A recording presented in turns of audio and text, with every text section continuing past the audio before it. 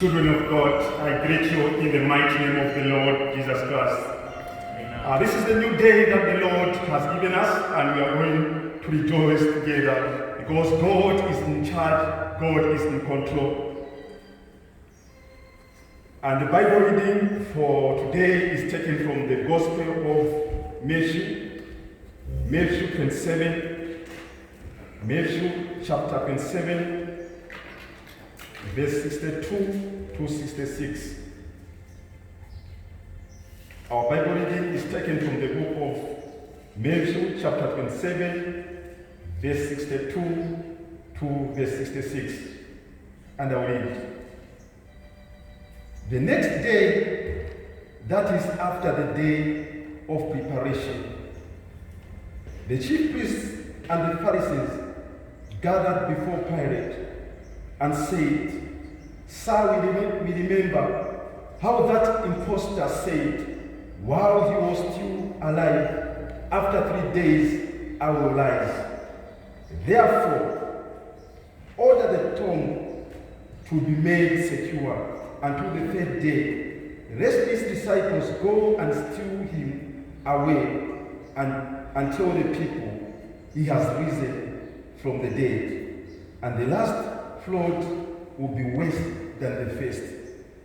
Pilate said to them, You have a guard of soldiers. Go make it as secure as you can. So they went and made the tomb secure by sealing the stone and setting a guard. This is the word of God. Amen. Amen.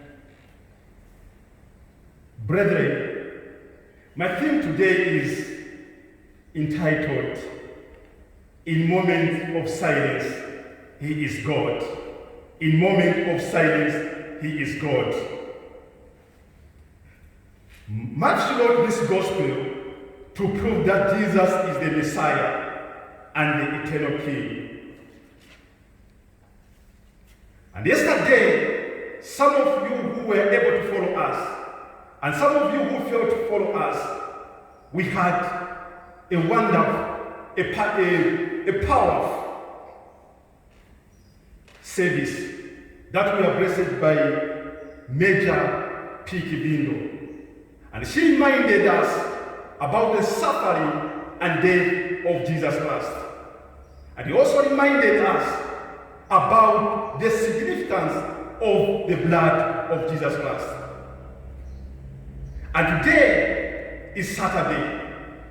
And you find that in these three Gospels, Mark, Luke, and John, they were silent. They did not record anything in this day. But I thank God that Matthew managed to record something on Saturday.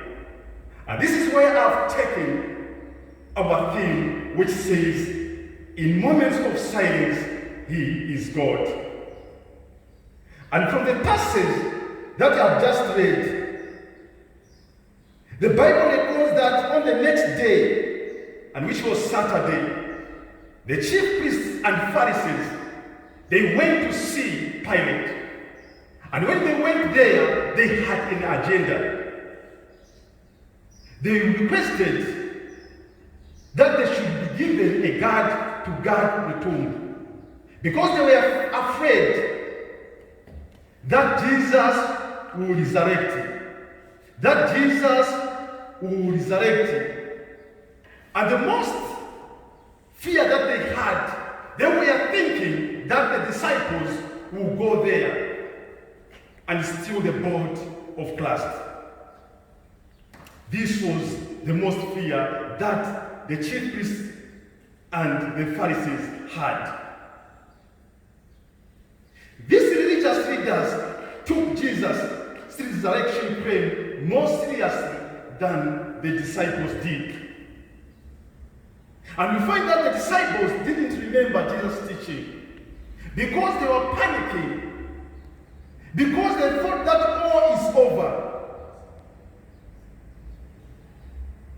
They forgot what Jesus taught them. They forgot that Jesus taught them that after 3 days who was going to resurrect. And you can find this in the book of Matthew, chapter 20, verse 17 to 19, where Jesus was telling his disciples that he was going to resurrect after 3 days. But the religious leaders remembered and took steps that they thought would prevent the resurrection of Jesus. Because of his claim, the Pharisees and the chief priests, they were more afraid of the death of Jesus. They were more afraid than the days when Jesus was still alive. They tried to take a step that his body will remain in the tomb. They did their efforts by going to Pilate and making sure that the body of Jesus will stay forever in that tomb.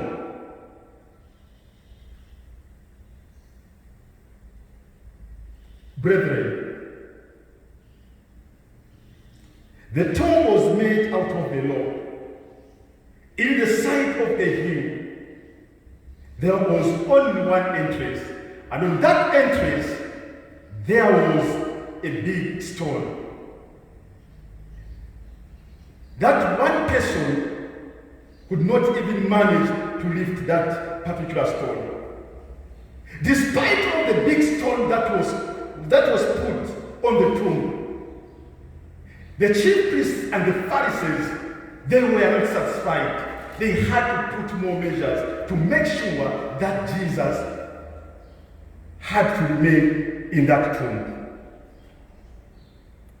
They failed to understand that no law, seal, or guard or army could prevent the Son of God from rising again. Brethren, I will not talk much about the resurrection of Christ, but I want to encourage you today that in moments of silence, He is God. In moments of silence, He is God. Silence is defined as the absence of sound.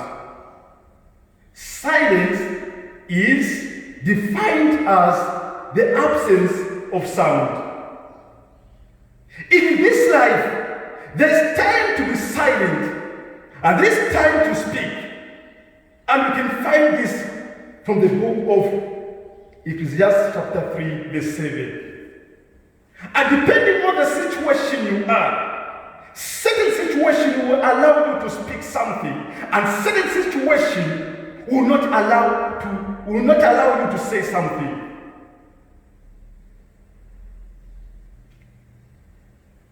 In the passage, the chief priests and Pharisees who went to Pilate in order to be given an opportunity to hinder or avoid the resurrection of Jesus by putting guard to the tomb, because they were afraid that Jesus was going to resurrect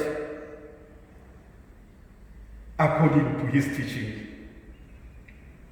My dear listeners, the disciples and followers of Jesus were silent after the death of Jesus Christ.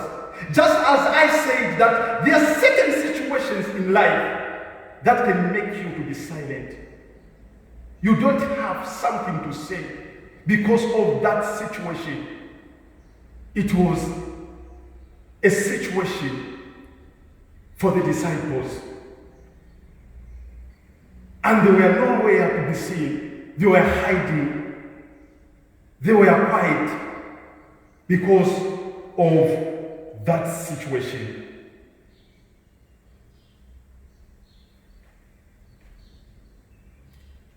Despite of the disciples being silent, the enemies, they were planning something.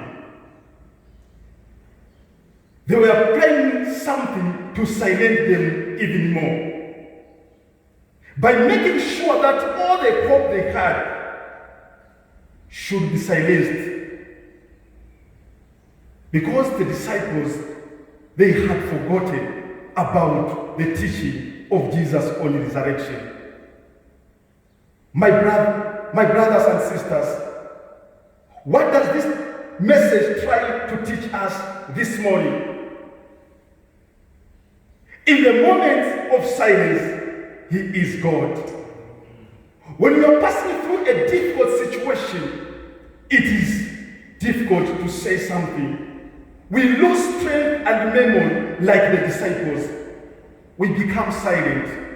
But in that situation, He still remains your God. He still remains my God. And if your problem or situation is caused by your enemy, this is the time when the enemy wants to destroy your last hope. Hallelujah. I may not know your situation right now, but I want to encourage you that in the moments of silence, He is God. When you see things are not happening in your life, you can be in a situation where you are squeezed, you are at the corner. Situations are putting you in an uncomfortable place.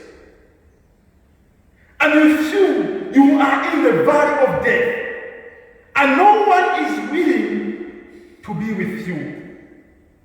He is God in silent moments. He is your God in silent moments. In the times when you are eating tears, in the times when you are lonely, in the times when you are battling with a certain illness, in the time when you see that your family is scattered, He is God in silent moment. In a time when you feel that no one is able to understand you, no one is willing to help you, He is God in silent moment.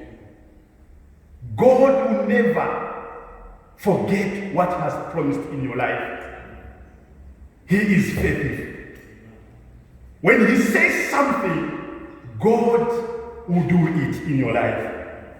No matter what comes on your way, what God has planned in your destiny, it will surely come to pass. I want to encourage you from the situation that the Jews faced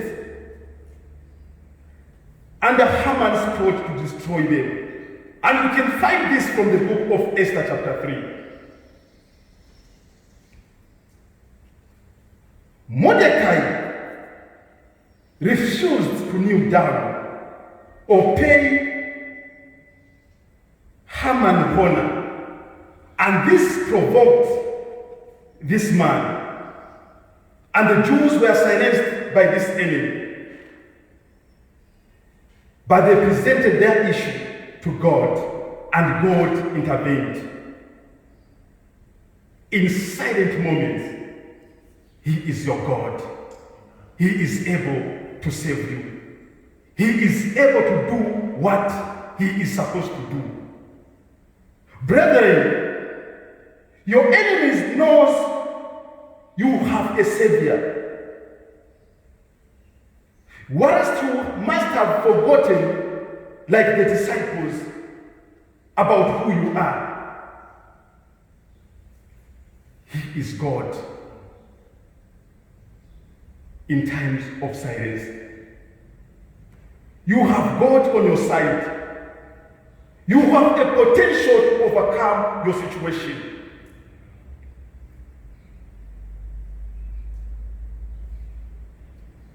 Your enemies may know your potential.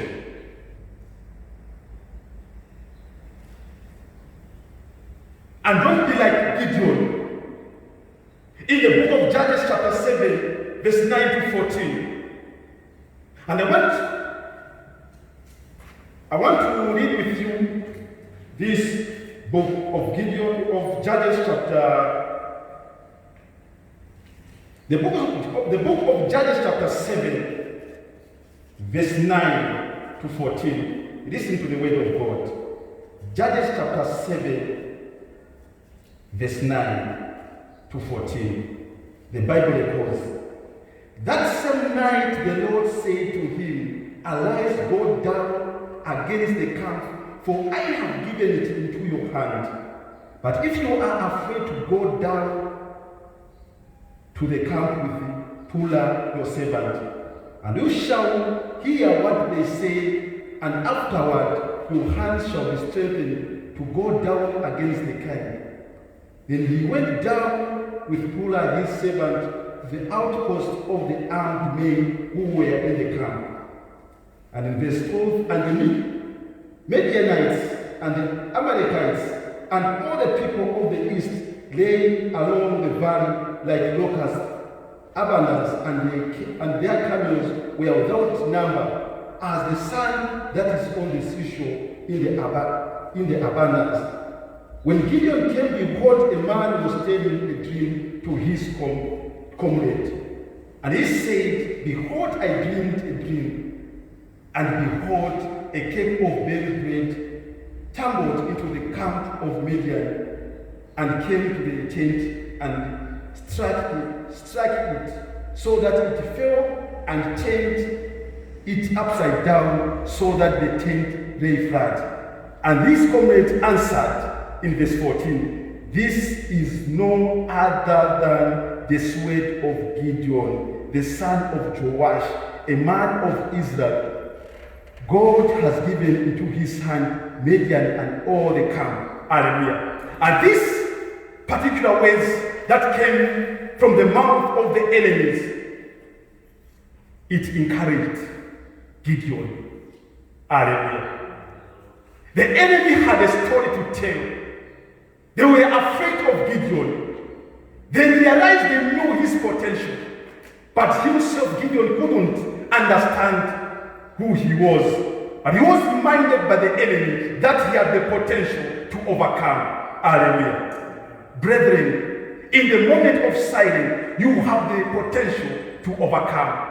I may not know your enemy. Sometimes your enemy can be sin. You might have been battling with sin. You have the potential to overcome that sin. You have the potential to overcome that situation because God is there for you. It is not by your power, it is the power of God that will help you out of that particular situation. No matter what your situation can be, it cannot stop the will of God upon your life. You might have forgotten. You prayed for a certain thing. You are passing through a certain situation. You prayed, you might have forgotten about what you presented before the Lord. And it was silent. There was silence in your life. You are still passing that silent moment of your life. I want to encourage you that He is God. He is faithful. You will not forget about that prayer. No matter how many years has passed when you presented that request from God, God will not forget what you requested from Him. God will always keep His promise. As I come to the end, brethren, I want to remind you that God loves you.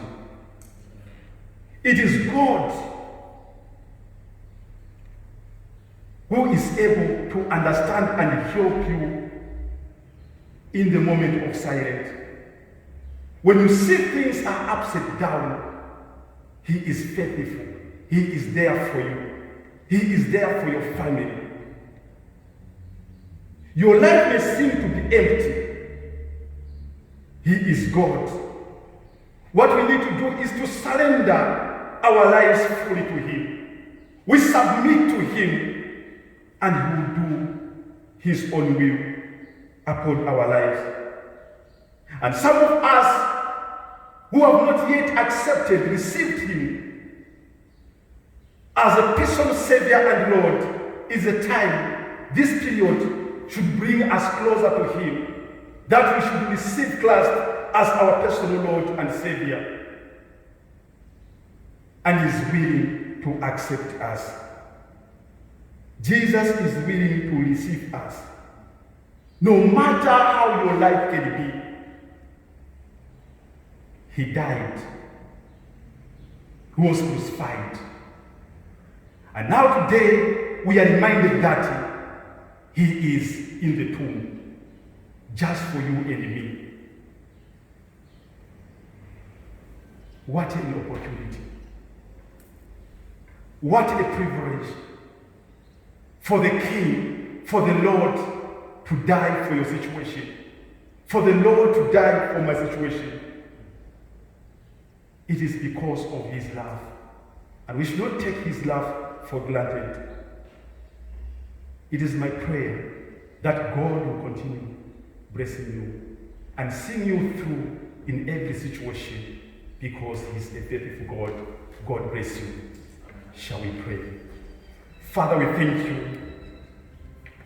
We worship you. We honor your holy name, O God. For there is no one like you. You are God in silent moments. When your children are passing through difficult moments, when things are not working according to their desire, you are God. You are faithful. The disciples, they forgot about what you taught them. But Heavenly Father, you never forget your word. You will never forget what you have promised your children. I bring them before the throne of mercy. They are in different needs, O God. And you reach them, God, at the point of their need, O Jehovah. Some of them, Lord, they are confused within themselves, O God, what is going on around them. Some of them, oh God, they are seeing themselves as unworthy, oh God, to have you. Father, you will reach them at the point of their needs, because you are the loving God. Thank you, Jesus Christ, for this wonderful time. Thank you, God, for being with us. Bless them, Lord, in a special way. In Jesus' name I pray. Amen. God bless you.